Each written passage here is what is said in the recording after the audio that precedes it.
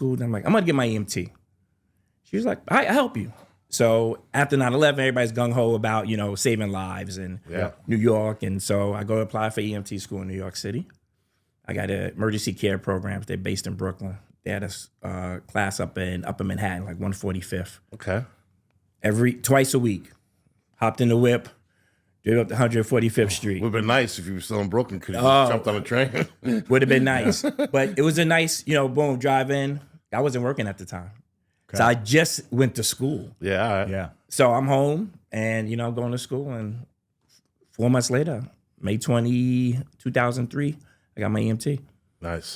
Very nice. And I kind of flew on from there. Very nice. So now, okay.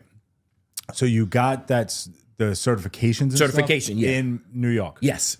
But then you're working now in Jersey? Yes. So that all carries over. It doesn't matter if you go to the certifications in Jersey, New York, Pennsylvania, whatever. Correct. So New York, Pennsylvania, and New Jersey all have a cooperation with each other. Okay, good to know. The certs can cross. Okay.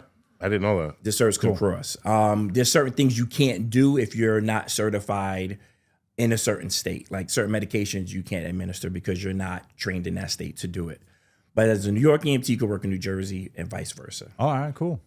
So we kind of touched on it a little, but what inspired you to become an EMT? So my neighbor back in the day growing up, I always wanted to do something with uniforms. Okay. As a kid, always wanted to do something because growing up in the city, that's what you see. You see the bus drivers, and my block was full of municipal workers. Yeah. My neighbor was a train conductor. I had a paramedic downstairs. Mr. Watson worked. He's a train motorman in my grandparents' building. So everybody had a city job. That was like Staten Island too. Yeah.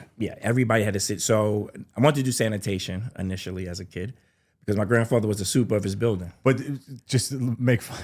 The only ones that really don't wear uniforms. Right. Because we got T-shirts on. Which I used to. Rip clothes. Yes. I loved it. The orange joint with no sleeves in the summer. There's some guys that would actually wear their uniform, like the button up while they were working. Yes. But then there was some guys like me or him.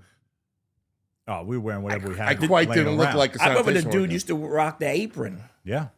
He had the full thing on. That's huge when you're doing recycling back in the day. Yeah.